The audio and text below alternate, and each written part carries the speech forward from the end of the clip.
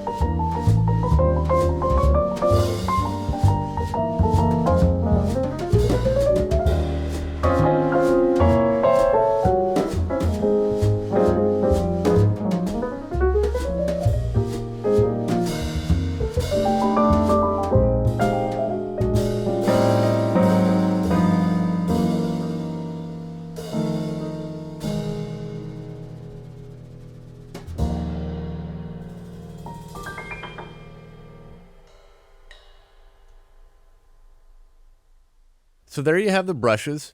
That's a first listen to how the library can sound, in an authentic jazz context. Let's just take a quick look at the UI and see what's going on here. We have two tabs. The kit tab is where you control everything related to the sound of the library. Things like loading a mix preset, adjusting the microphone blend, tweaking the EQ on an individual kit piece, or dialing in some master effects or something like that. Then we also have the pattern maker player, which is our sort of special take on a drum step sequencer. There's going to be a whole separate video about that, so I'm going to leave that for now. And let's go back to the kit and check out what's going on. So up here we have the presets menu. where you can load one of the 20 factory presets or save or load your own user presets. In terms of the beaters, we have the sticks, of course, the brushes with snares off and with snares on. You can use these buttons or some key switches on the keyboard to select which beater you want to use. As you can see, there are different channels for each piece in the drum kit, and they have basic, there's an echo send, volume, level, mute. You can route the output from each channel to either an aux in your DAW or to a physical output if you want. Then you can open the channel editor where you can add some settings for each kit piece, like maybe the tuning, transient shaper, EQ, and more echo send level fine control. And then there's a master section that has this is where you could load one of the 10 custom reverb impulse responses. There's a tape effect, EQ, stereo imager, and transparent limiter.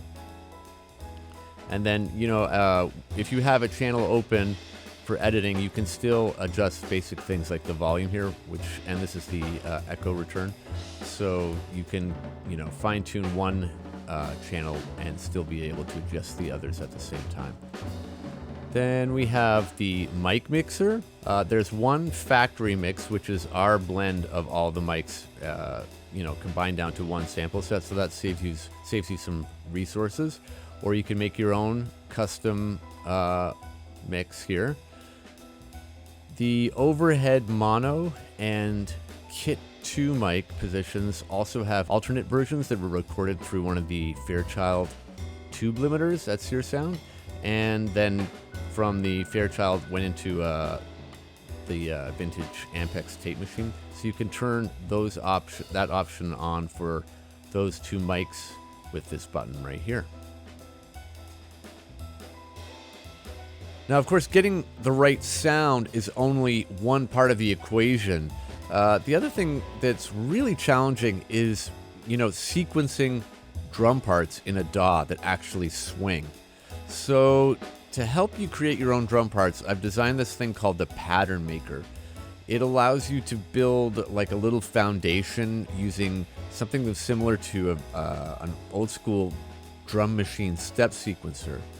But it's a sort of a jazz-specific take on that step sequencer. And what makes it so helpful and so fun to use is that it's tied to a library of real rhythmic feels that are inspired by timeless jazz playing styles. You can use it to build your own patterns and performances from scratch, but it also does come with a collection of pre-made content to get you started. And that content includes a range of things from standard classic jazz swing feels in a wide variety of tempos.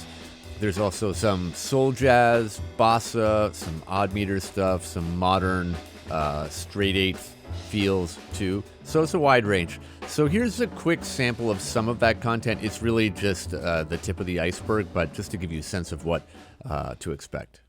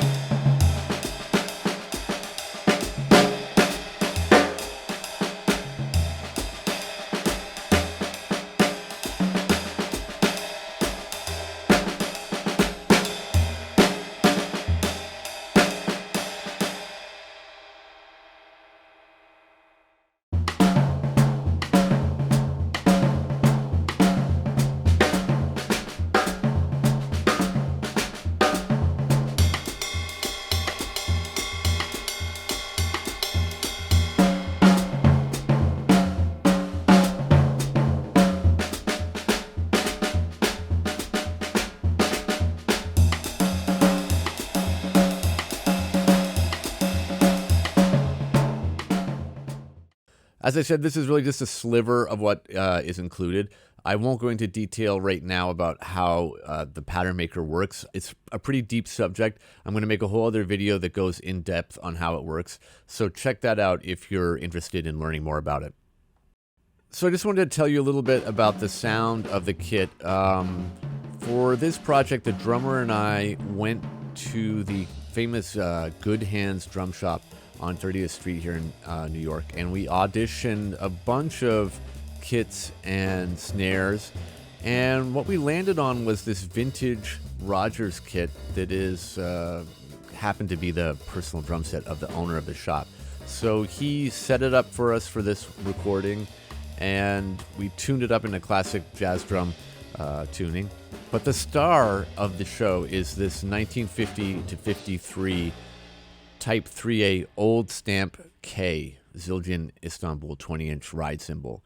It's got a great tone, it's got a really long sustain, and it has a tone that is truly remarkably similar to the sound of the cymbals used by the great drummers of the late 1950s and early 60s.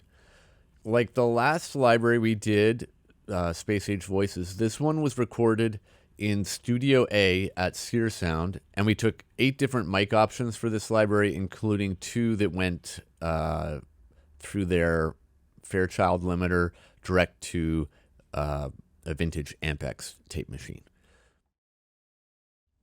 Okay, so now I'm going to try and just quickly play through all the different kinds of hits that are included. So I'm going to start with the kit set to the sticks, and I'm going to go with the ride cymbal first. All the ride cymbal hits are in orange. So we have, of course, the basic hit where the drummer's using the tip of the stick.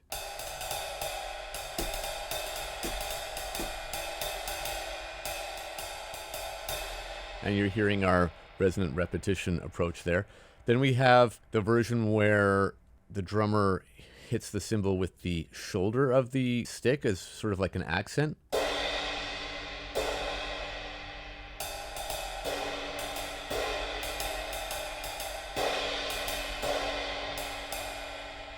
Then we have some bell hits. Bell with the shoulder of the stick, with the tip.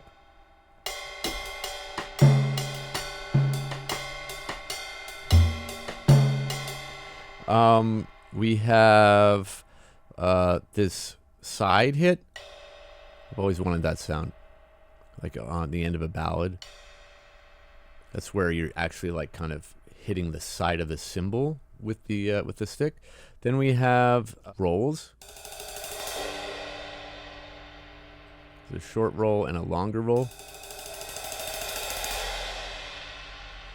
Then I have some ways to choke the cymbal. So there's a regular choke key where you can play it. So I could play any ride cymbal hit, and then when I play this key here, it'll stop it naturally with a sample. It'll do the same for the shoulder. There's a special shoulder one.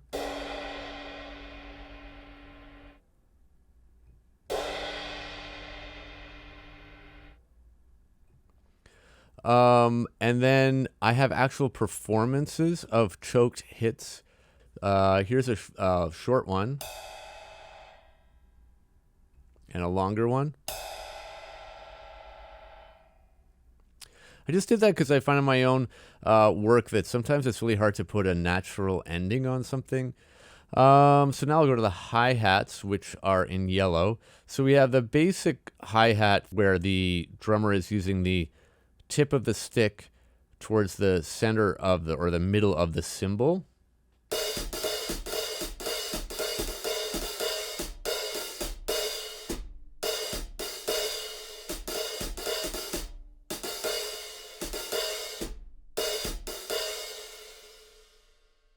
If we go up an octave, we have the same mapping, but with the shoulder of the stick on the edge of the cymbal. So it's kind of a looser, trashier sound. As compared to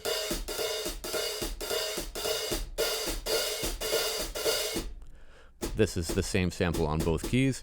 Then we have the foot splash. kind of using that sound. Then there's that side effect. Open sloshes, meaning like that the hats are, you know, loose and flopping around when you hit it. Then the toms, there's the floor toms are purple and the rack tom is pink.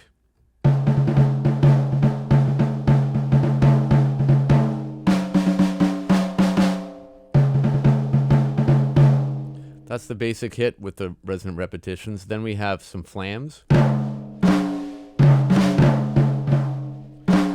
Then we have some roughs. I sort of dual map these. So these are in octaves, the basic hits. And then there's flams. And then there's a rough and rough on the rack tom. So then we also have rolls. The floor tom roll, rack tom roll. And we have the same thing up here. We have buzz rolls. So you can, and there's a snare one too. And then there's an option up here to have the rolls either be, the dynamics be controlled by mod wheel or velocity. Sometimes it's more convenient to just leave it on velocity. Or you could, if you need to do a swell, you put it on mod wheel.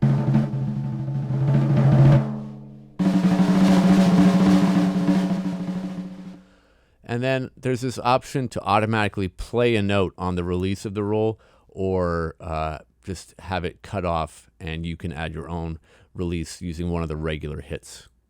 Okay, then we have the snare. Basic hits. Cross stick. Rim shot.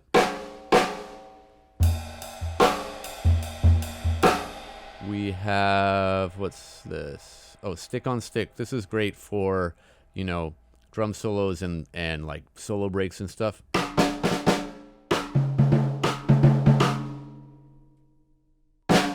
Flam, 3-stroke rough, buzz. This is like a sort of, yeah, sforzando, diminuendo. Then we have timed crescendo rolls.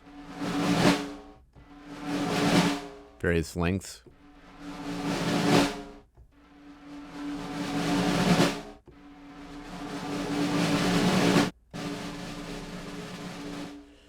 Oh, this is the buzz roll for the snare. So you know, the velocity, the dynamics were set to mod wheel for that. If I turn it to velocity, I could just play that, like, or I could put it back to mod wheel. Then we have the crash cymbal, which can be choked using the key up here. And there's a crash side stick hit. There's also combo hits down at the bottom, which I'll just do right now because they have crash in it. So this is like a combination of drums all hit at the same time and recorded as one sample. It kind of just sounds a bit more natural sometimes that way.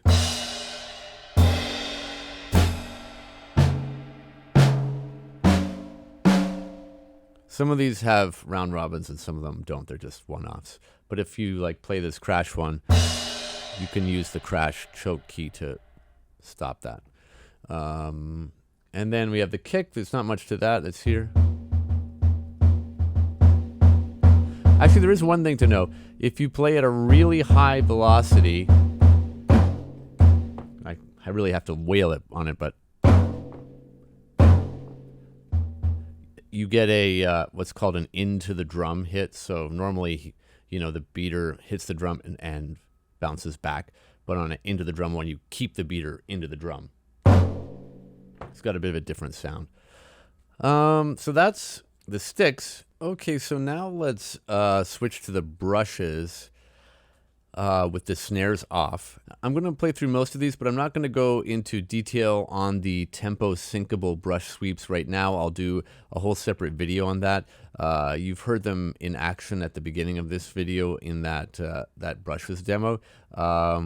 So I'll just quickly go through all this. Of course, we have the keyboard updated to show the current mapping of this beater. When you change the beater selection, the keyboard updates. So certain things are the same. The kick will remain the same. Things like the hi-hat with the foot remain the same. We have some different kinds of snare hits. Toms. Snare roughs.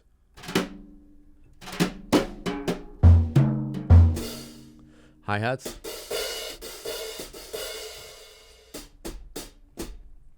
Crash. Ride. We have the ride sort of accent hit. Did that. This is just dual mapping of the other hi-hats so that you can play two hands if you want.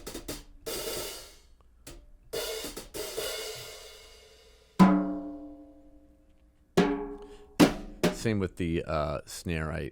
I mapped it up an octave. It's a little bit easier to play sometimes when you have a two-handed approach. Then we have, the same hi-hat pedal splash that we had with the sticks. We have this tremolo sort of sound. These are the ballad brush sweeps.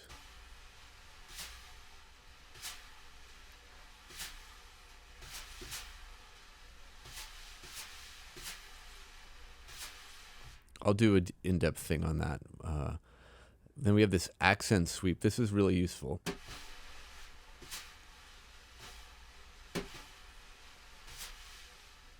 These are regular, non-tempo aware brush sweeps. Where are they?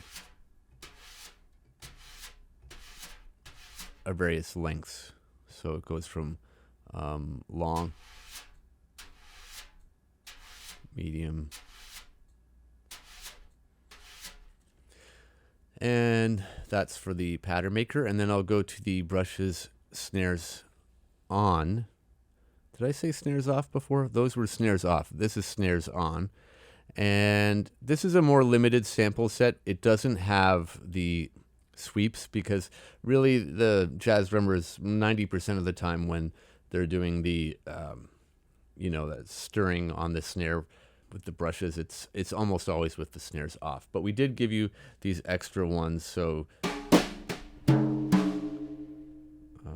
it's really just the toms and the snare hits themselves that are different. All the cymbals and the kick and everything stays the same, obviously.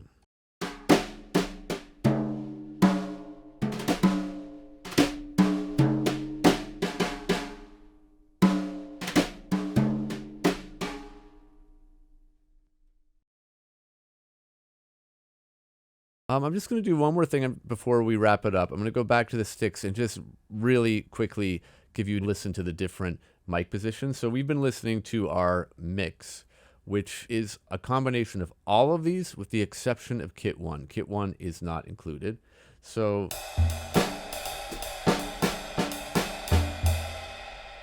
now if you click on a mic, to activate any one of these, it turns off the mix, and now you're making your own custom blend. If you hit mix, it turns off any of the mics. So we've got a blend of all the close mics. So this perspective, the ride will be quite quiet, and then the snare and the kick are really what you're getting here. Then we have the stereo overheads.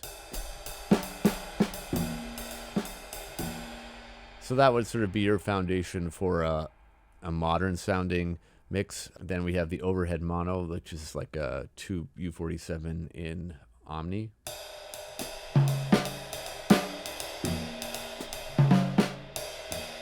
So I use this as the foundation for a lot of the more vintage inspired presets.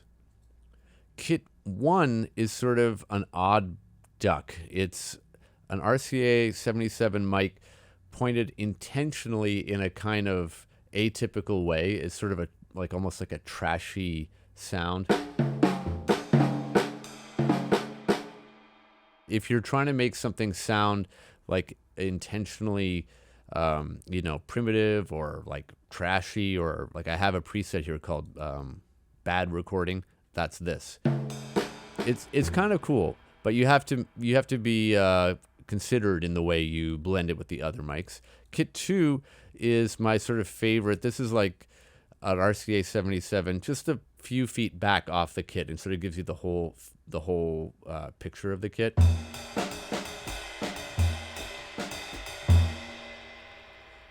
And then we have our room mic, which is a stereo ribbon mics, R88.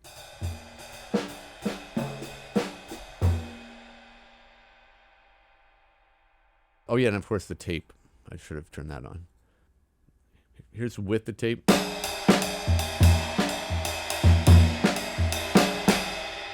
And without. Yeah, I mean, at Sear Sound, they have like 3 Fairchilds, if you can believe that. So we used the stereo one to print both of these signals to tape in one pass.